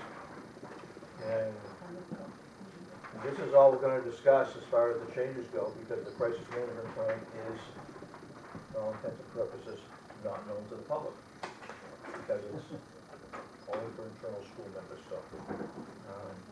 They're very simple, it's mostly, names and phone numbers and a little bit of wording. And we have had fire drill, lockdown drill, plus evacuation drill. Do you initiate it? And then I go around and beat on people's doors and don't give the password to see if they'll let me in. Some of them do. She passed this year. And then a copy of this is given to the sheriff, state police, medical center, town office, and customs, because customs is our closest law enforcement, so to speak. Okay, I have a motion on the floor then. I move we approve updates to the crisis management plan. All in favor? Okay. This is for the second reading in the policy of the expense authorization reimbursement, is that correct? Yes. Okay. Okay, familiar with that from last meeting? You have a copy of that? Anyone need to see a copy of that?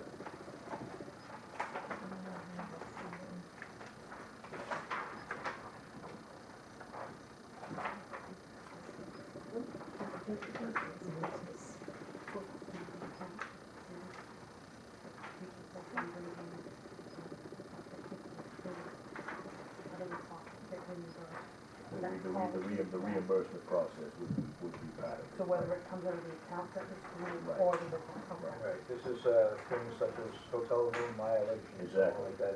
Exactly. Anything that is uncovered on school business and so on like that. So.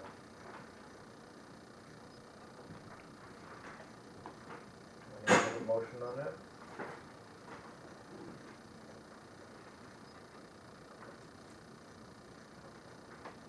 So move.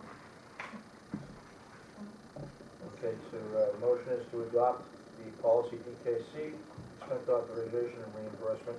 Have a second on that? Second. All in favor? The next two items I have questions on, and, I mean, looking at it, it really doesn't tell me what the change is. What I'd like to do is I'd like to have, table these two items until next meeting and actually have the changes highlighted in there, on what the changes are on that.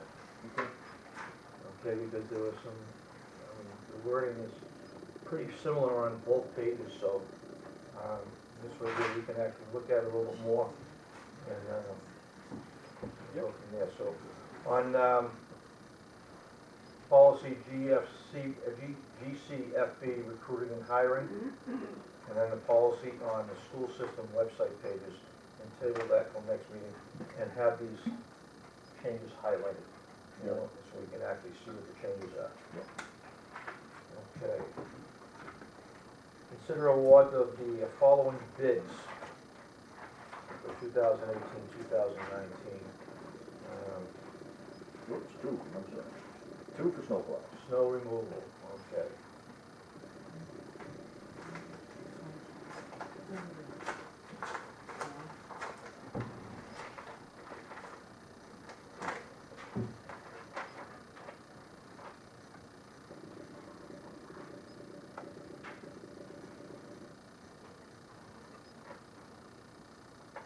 Okay, the first one here is for Michael Kilby. Michael? Okay. Per storm price, $350 per storm. Per storm sanding for the area stated above, $150 per storm, is that correct? 150? Okay, it looks like 160. In the event that snow needs to be pushed back further than piled high, prices for the services of a loader, $80 per hour. Also bid on the form, the following alternate pricing for plowing, sanding of the school areas in entirety. I would say that's for the whole season, is that correct? $6,500 per season. So, and that's bid number one.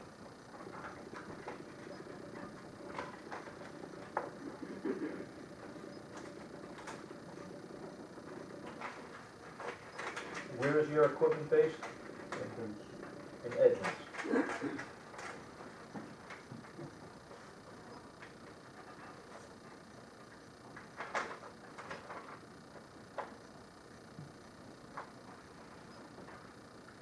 And the second one here is for plowing from Jonathan Marzal, Father and Son Property Management. Price per storm, $750. Price per storm for sanding areas stated above, $325 per storm. In the event snow needs to be pushed back further than that, okay, with the loader services, an additional $3,600 per season or $175 per hour. And for the total season, if bid out everything for plowing and sanding, $8,725 per season. And this is bid number two from Jonathan Marzal, Father and Son Property Management. Excuse me? Two bids on the plowing, yes. Do we know how many times this past winter been plowed? I mean, I know it changes every year. I don't know off the top of my head. Do you remember? Nope. Yeah, actually, it's probably different from what was inland to here and so on like that on a few occasions. Yep. So, question. Isn't Marzal's, that's strange, I believe last year's was much, much lower. Yeah, that's a tremendous increase, I'm Yeah. sort of shocked. Yeah, yeah. Yeah. Wow. So there are your bids. I have a motion on the floor. You can. Would you be able to be here in the morning before the buses and stuff? To make sure our kids were I've able to get actually in? done it 2 prior years. And what an event if you have vehicle malfunction, you have backup equipment? Yep, I've got 2 trucks, and tractors, and all kinds of stuff. Okay, and you have any other school contracts that you take care of? Yep. I do, I got Charlotte, Pembroke. Excuse me? I have Charlotte and Pembroke. Charlotte and Pembroke? And those vehicles for that contract are based with? And then, So it's the 2 vehicles you're talking about? yes, Okay, so, question is, if you retain this bid, okay, who gets first preference on the storm? You're gonna come to Lubec first, or you're gonna go to Charlotte first? whatever way I feel like going first. But it will be done by 5 o'clock. Okay, to the board. Preferences? What would you like to do?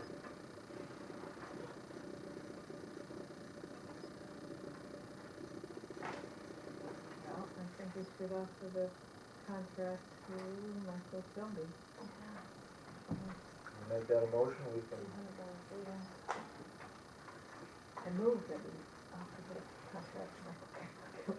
okay, so, Like that, motion on the floor is to have the snow removal contract to go to Michael Kilby for, as stated in the contract, as stated in the bid form here. Do we want the option for the season, or are we going as we go? That's, I need that for clarification. Mr. Kilby's priced it out per storm or per season, I'm gonna say per season. okay? Put it down in the almanac. Do you remember how many times you planned last summer? I don't right off. For school. And it could vary from what goes on in Lubec to what goes on in Charlotte. Yeah. Yeah, And it, So, and it has, We're having Yeah. rain. you know. oh, yeah, We yeah. have a joke. We have Yeah. some right both of them. yeah, for warm water, warm water. I said another joke. Where are we gonna have rain? Okay. Is the board fine with the option for the season? You want the option for the season at $6,500? I don't think we used that much last year. I prefer to, you know, per storm, but, if you have a big storm, this is basically insurance. In case we need, you know, in case there's a big storm, we have this, we already have everything already all paid for, but how many times does that actually come out cheaper? Last year it I was. say this. Charlotte and Pembroke, they both took them by the year. Because, 3 years ago, we get 14 feet of Yeah. snow. exactly. And it would cost a lot more. And the old Coquito Road over 3 or 4 years ago, we had good snows. To where he's staying.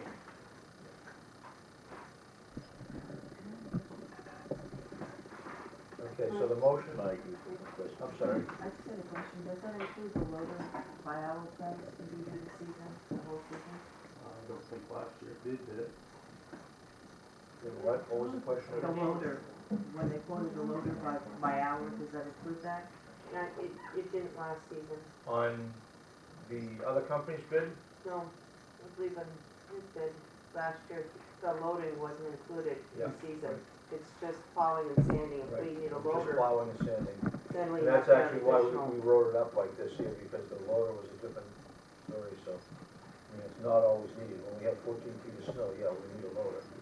Maybe a few loaders, but, so. So it's the yearly price plus loader fees. So the contract is $6,500 for the season, and accept the loader fee, is it $80 per hour, is that correct? Okay, have a second on that? You have a question? I do have a question, just in terms of, because I know how the wind comes across that field and blows it out into the road. So when you're talking about plowing, does that include up to the school fence or close to it? Yes. Okay, so loader would be anything, if it Move got the- move the somehow bags. high by the fence, like to dump it over the fence, Yes. that would be loader, okay.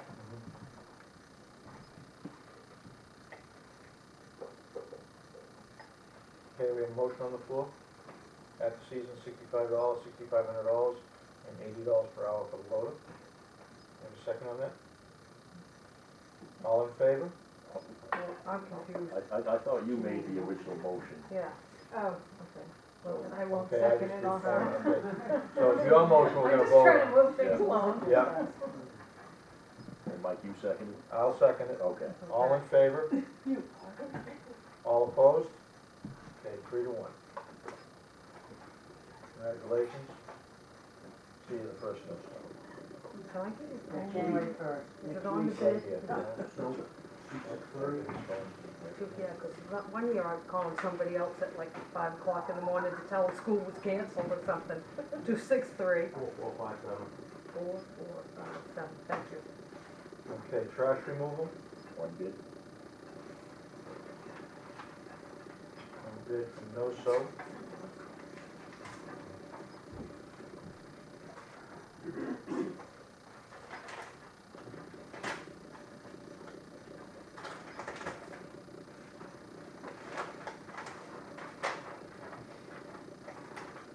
Okay, that's, from No-So Rubbish here in Lubec, $240 per month, I believe that's what we currently pay, so there's no increase on that. And I have a motion on that. This is the only bid. The motion, we accept the bid, No-So at $240 per month for this year. Second on that? I second it. All in favor? Okay.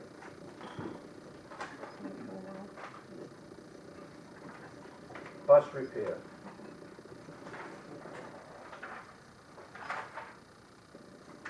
Two bids. Two bids. First one is from Hallowell Family Parts and Repair up in Pembroke, and that's $60 per hour on preventive maintenance, $60 per hour on major repairs. That's the same as last year, I believe. Yes. And this is from Carlton Corey, over here in West Lubec. $55 per hour labor. Doesn't specify whether it's PM or any kind of major stuff, but $55 per hour. I believe that's the same as last year. Yes. And I believe we chose both last year to keep both in. The way that it works, if Corey can handle it, then we do it locally. And if we need a little more specialized TLC, it finds its way over to Pembroke. So we actually accepted both bids, and that is the understanding of how those two work together. Okay, I have a motion on the floor to accept these as partner bids, I guess you're gonna call them. Right.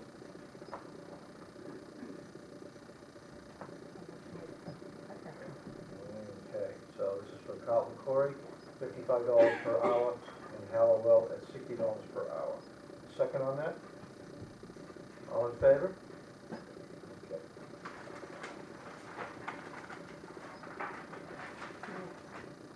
Heating fuel, One bid. just one bid. Eastern Plumbing and Heating. Which is the supply we had last year. Yes. Move those over to there for a second, so I get something else to look at here.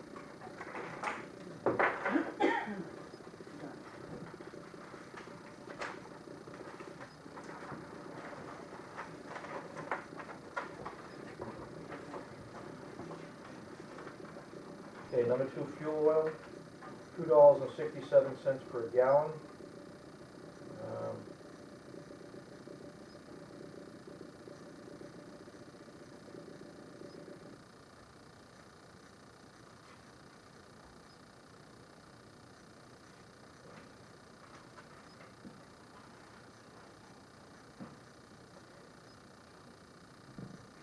And this is where my confusion comes in.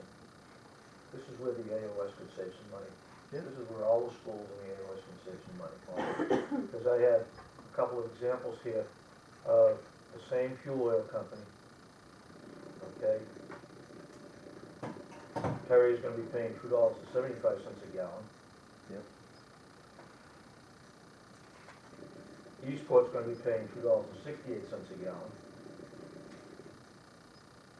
And it doesn't make any sense. Okay? Pembroke is gonna be paying $2.52 a gallon, but they've gone with Dead River, which I believe it looks for a minimum contract, is that correct? In Dead River's contract, if you accept the bid with Dead River, there would be, you sign a contract, and there's language in the contract where Dead River reserves the right to bill us for unused gallons. And the reason for that is because they have to commit to a certain number of gallons I at a realize certain that, how price that ahead of works. time. So I mean, look at the cost savings that we could turn around and put all these schools together, and get a company like Dead River, Well, maybe even sharpen their pencil even more. Even Eastern Plumbing and Heating could do that. and if you're curious, there are, around the district, the 6 towns that have schools use 3 different suppliers for heating oil, because Charlotte and Alexander use Tamaro or Woodland. And, Dead River got Eastport and Pembroke, and Perry got, Perry's using Eastern. Recall what we were paying last year? This would be a slight increase, I believe.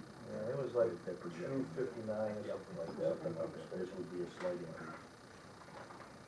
Question? Yes, you had mentioned earlier that you're gonna start to do the budget in January. I had mentioned this past year, if we can't get the AOS to come together to buy fuel, maybe if you look at what we've used by that point, to talk to the town, the selectmen, because and buy our oil together, and maybe we'll get a cheaper They're not price. getting a great deal, so. No, but when you combine both of them, Mike, Yeah, yeah, again, it's there's true. a different Yeah, story. that's right, that's right. So,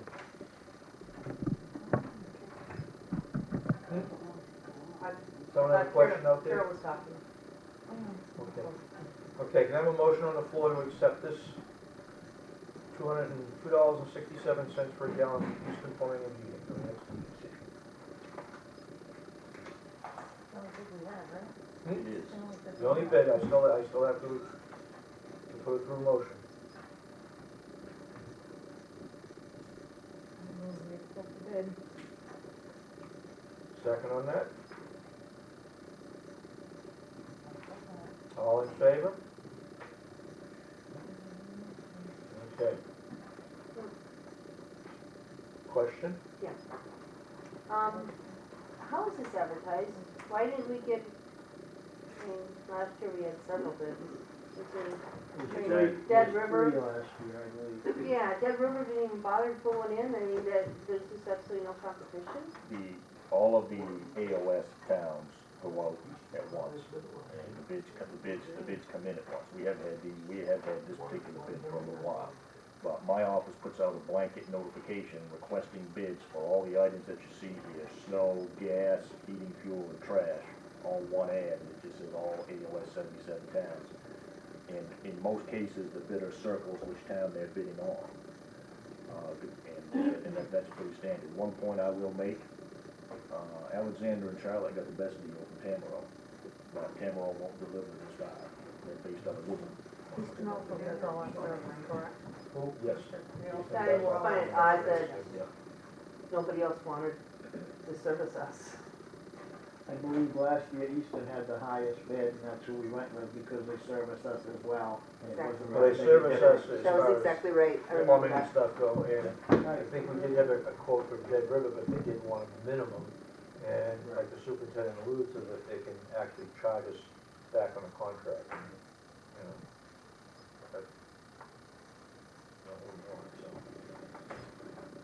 Bus fuel, One bid. okay, from R.H. Foster. Now, this will include fuel depots with, Machias and right here in town. It will not include Whiting. do not include white. That's Katie.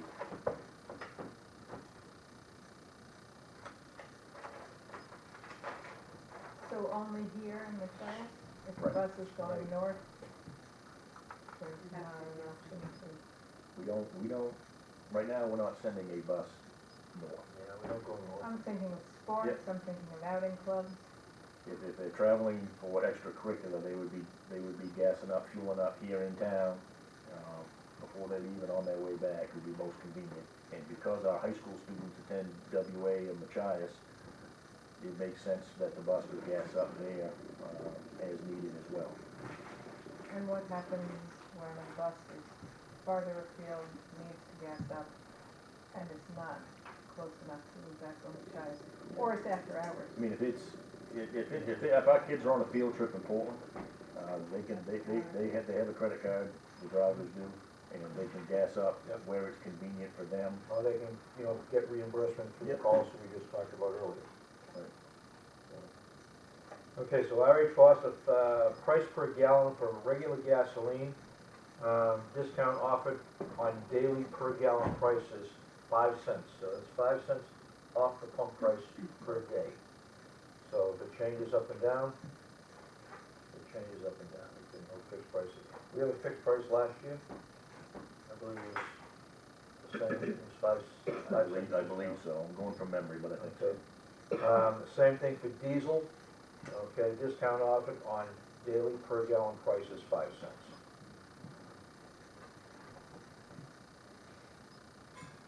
So this is the gas station here in Lubec, Right.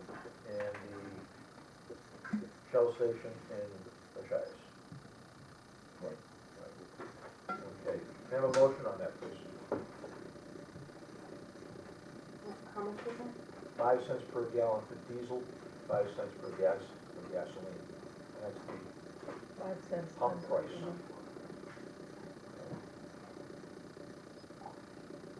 Motion on that?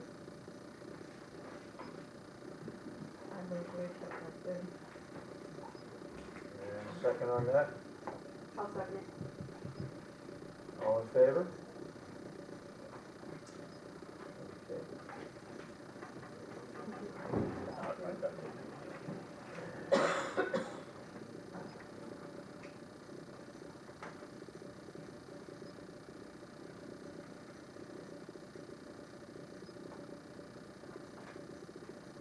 And just a side note on that, the Pembroke schools are gonna be getting 18-cent discount at Johnson's up there.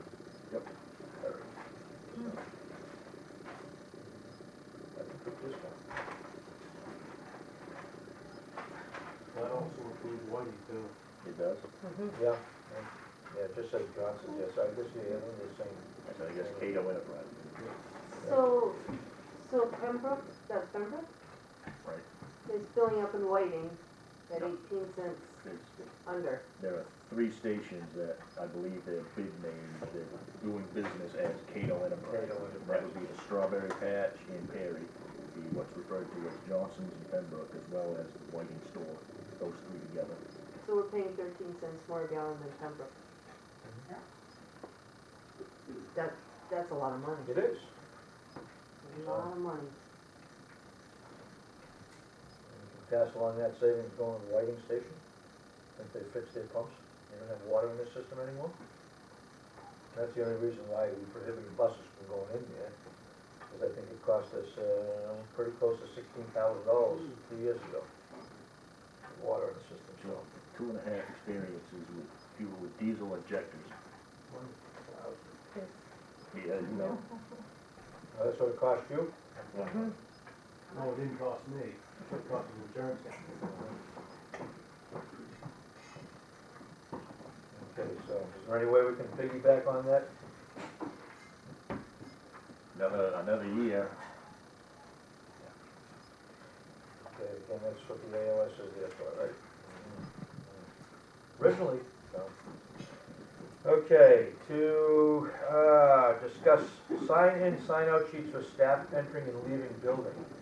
And this wouldn't be everyone, this would be for professional staff, OT people, speed people, repair people, and so on like that coming in. Do we have a way of facilitating? Yeah, Do it's we have that, a sign-up it's sheet? that same process, and it's Okay. right in around the corner. Okay. I think it's the same sheet you sign in on. Okay, but that's the sheet for everyone though, right? There is a sheet for staff, and then there's a sheet for visitors to the school. Okay, I only saw the visitor sheet, so Right. I didn't see So the that would staff. be the one that, That's in big place, people that's would in sign place it. now? yeah. Okay. Anyone on the board have any questions about that? Discussion on the Booster Club monitoring. I see we've got a lot of volunteers, and I thank them very much for stepping up and taking care of that. Yep. How is this gonna be monitored now? How is this gonna be? The process is just as it is with any other sports thing. They do their activity, bring their money in. It will have to be the next day if the activity's after the close of school. They have a form to fill out that breaks down, pennies, nickels, dimes, quarters, dollars, $5, $10, $20. They give that to Noreen, and it gets deposited.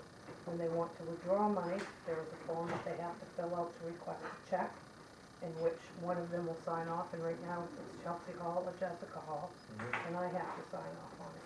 Okay, do And we then have a there's policy in two place that signatures on actually the is check. written down that, Probably not a specific policy, this is more of a procedure everybody does. that our auditors do check. So the auditors check that, so the receipts that Tina is referring to when it goes to the bank, Noreen keeps those, the auditors check it. I actually came down here and gathered that stuff up in a box personally and took it over to our auditors last week. But that is, as far as a written policy, like with the codes that we vote on, no, but it is a building level procedure that our auditors check. And it will be on that trial balance sheet that you got, sports Okay. concession, I think is the name of the account. anyone on the board have any questions on how that operates? No, but is there, did we find any money from the older Booster Club? Anything turn up? We started fresh. Oh, They okay. started from zero. Yeah, they. Michael? Yes. Is there any way that they can, instead of having the Boosters Club or whoever's running it that night, go home with the money? They can leave it with the athletic director and have it locked up somewhere in the school, or the other choice would be, is to do a night drop at the bank right away, so money doesn't have to go home. And we had two people that always signed checks or what have you. The two people agreed that this is what we're doing, and go right over and deposit it immediately into the bank, and they can keep a receipt and from that deposit get to Noreen.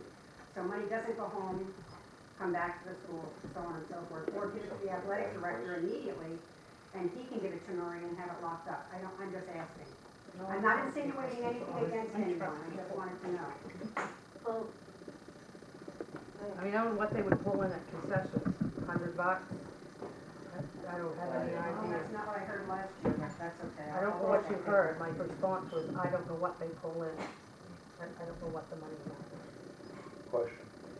well, I have some concern, not about monitoring now, but I get asked this quite a bit, you know. What about that booster money? What are you guys gonna do about, you know, finding, or is it just, oh, they're gone, the money's gone, and I don't know The if we have. boosters money was never in the school to begin with, so Yeah, it but can't is leave there a the blanket school. statement or something, because I get, you know, why didn't you guys? Where is that, I mean, was there any accountability for that money that was? I don't know how to answer They these were, people. they were their own entity. For how many years? I mean, the- Calling themselves the athletic boosters though. They deposited, they gave no money to the school, they managed their own finances. Can't hear Even you. they managed their own finances even before this last group of boosters. Whoever was before them managed their own finances. And why wasn't that, why wasn't there any question on that? That an independent group is in there making money off people and nobody. That way when I got there, I don't know how that decision was made.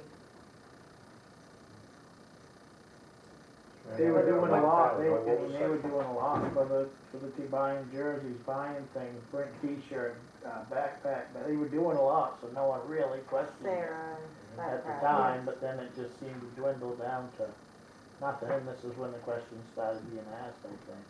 do we have any other groups under that kind of thing, under that loose agreement where they just come in and, is there anything else in the school that could possibly fall under that kind of problem? That's what I know of. Everything's under the umbrella of the school, everything.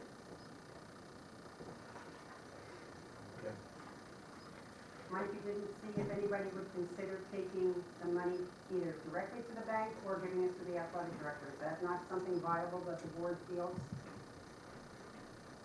I don't know if I'd really want to involve the athletic director. You can do a night drop at the bank. The bank bags are locked and they drop them in the bank when we leave. I'm going back to when I worked there. Well, let me see if we can look into that and something like that. I don't see that as being, I mean, if everything is accountable and so on like that, and receipts and so on like that, but as far as safeguarding and guarding them from liability and so on like that. There is one club, the PTC club, that just started, thank you, Anna, for bringing that to my attention, just started last year fundraising. Mhm. They have their own, We have kept very good track, we have an account at the bank, we kept records about a deposit. That's the PCC club? PTCC, Parent Teacher Community Collaboration, Okay, and we keep receipts, and we keep what we spent, like last year, we spent what we made, and we work toward a specific goal, like bringing in dining and having a new celebration, we see what we need, if we don't get that amount of money, we have private donors to join, we can cover that cost. I'm gonna hold this 33 years, and trust me to say that our treasurer is Chris Robertson, the co-leader is Nicole Lyons, and, I mean, it's up and up, and I don't know how else you want us to run that. You want us to come to school? Well, it's not the current thing, but because I'm sure the boosters were always, you know, there was up and up and there was always transparency, or like you were saying. But I'm concerned for the next Like, series of board members, or the next series of people that pick up the PTC after you guys. And I just don't want this to happen again, because I think the boosters probably, you know, it probably started on good intentions, just like this, and then it changed hands, and that's where the looseness came out. and we're- So that, I just don't know how wanna the see that. schools definitely run the parent teacher community collaboration, You know, because they're not a school function. We try very hard not to be a school function. We try very hard to support the school, but not. no, and So I don't know what, I don't disagree with any of that at all. It's just that I want to prevent what happened last year Right, in one thing to not ever happen again. Right. Because it was very disappointing to a lot of people. you know, with this, where, you know, the booster clubs now falls under the school.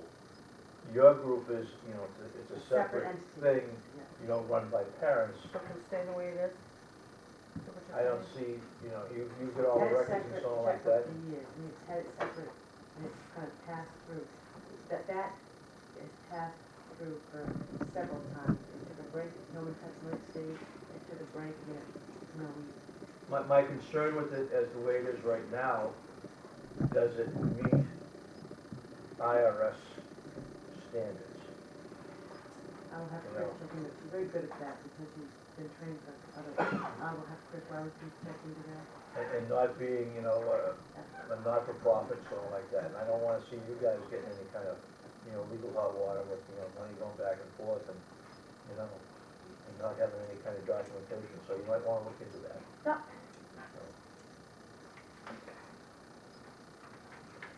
Okay, discussion on ensuring groups or organizations using the building for non-school functions. And one of the big questions comes up to me was this past summer with, who was using the building?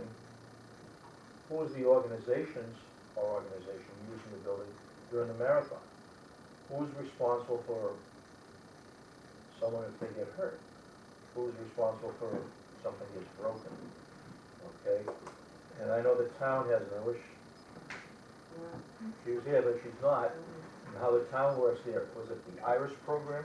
Tulip. They have tulip, one of those flowers, Iris tulip, whatever it is. And is this something that we should probably look into? Some school departments have policy that requires anybody using the facility to have an insurance binder. Yes. You can take out a temporary binder Yep.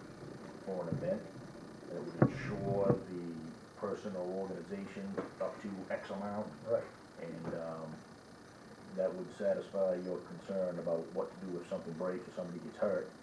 And I can get a policy that reads to that effect, and just said every group must have an insurance binder, and I've seen it for smaller functions at birthday parties, quite frankly. I don't know if you wanna go to that degree, but if you have an organization I'm like the looking at, marathon you know, or whatever. we have several organizations that use the school throughout the year. You know, the Women's Club uses it for a big yard sale the 4th of July. You know, we have the running people, I mean, a couple of years ago, we had the bikers and so on like that. So my concern is that, you know, if someone gets hurt on the property, who is actually liable for that? And who is, you know, gonna be paying, you know, the big $5,000 or $10,000 bill? Or if something gets broken. I know the something like women's that. club, they do have their own insurance, so would it just be asking them for a copy of their policy? Well, I think that's something we have to look into as far as, you know, if you can, you know, find out information on that without costing us money to get that information. Question. I just wanna make sure that it, you know, it's not just the building, because when they do the marathon, they're camping out on Right, school property. yeah, I on mean, school property. anything, yeah, anything that Entirely. happens out there, and I don't wanna deter them, but I don't wanna be responsible if they trip and fall. They're going back to their tent or something. You know, I wanna make sure the school doesn't incur any liability. The little Leslie Community School, when I was principal before I came down here, among other duties that I wore, their policy actually required a binder. I can pick up the phone and call over to my I got you. friends at 96 and say, send me. I mean, because it only makes sense. I mean, the town has it, you wanna use one of the parks or one of the areas around here, you have to have this. No, It only makes sense. you talk, Hold on. Mike, I know Carol left, but you are correct. A lot of people come in and want to have some kind of function down in Stockford Park, let's say. And the town did come up and the town selectmen voted, they must have a policy and they must give it to Renee before the function Right, by so exactly. many days, or they cannot use it. And some people come and ask for a waiver and they said no. If they make a waiver for one, they make it No, for everybody. it's gotta be It's very, across very the board, solid. anybody uses We'll have the public superintendent property, look into they that. have to have and look into that so. policy. so are we talking like official, you're talking about groups coming in, I'm talking, like, what about public? What about like, you know, just your, Men's basketball? yeah, your men's ball, your volleyball, you know, is that? That's something we would have to review Right. because. I mean, Campobello if- uses the school for P-way games, things, you Yeah, I know. mean, if someone gets hurt, Right, yeah, that's just a question, Yeah, that's something to look into. and, you know, I mean, even, you know, walking across the street sometimes, if someone is for a private function or a function other than school, or an employee of school, I mean, who's gonna pay for that? So it can get quite expensive, so. I do see the need for protecting the school and financially, but we want the school to be a community center. Yes, we And we do. want to be able to Yeah. have these events that benefit the whole town and use the school if it's not being used. So I would not like to see an onerous Well, requirement of them. I think there's, I mean, I can get a sample, and I think a logical jumping off point from discussion here is the request coming from an organized group. An organized group could get a binder without any trouble. My question to you about men's league basketball, and I played a lot of men's league basketball when I was a younger man. Does the town have a rec department? Because the argument can be made, if you have a rec department, you've got a town facility, it's a very short leap logically to say your school is a town facility too. And the rec department would be present in both places. So I guess I could explore that with Renee, but there's a difference between, you know, people using the facility voluntarily Right, and an organization that's, that's what's my you know, question. Because I think a one-time use of Stockford Park, the insurance is $600. Yes, it is, you're right, Melissa. I don't think it was that much. Yeah. Under the tulip? I thought it was $75 under tulip. Yeah, it was under $100 as far as I know. Well, If we you just, could- we need information. it could very well matter what the nature of the event is, because I would imagine some are higher risk than others. So if I have a group that comes to me before this gets flushed out,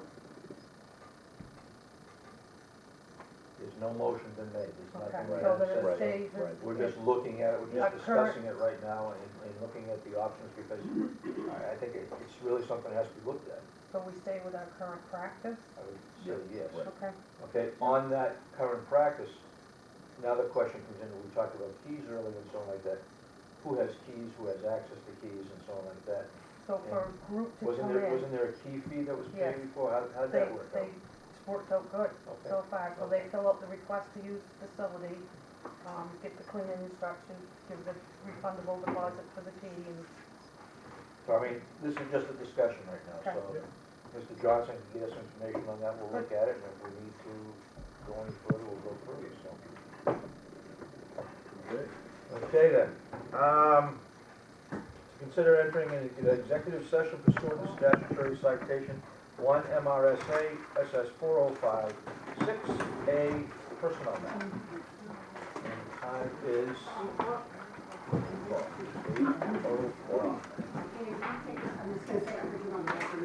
Is there a second to go in? Did I look like I had to go?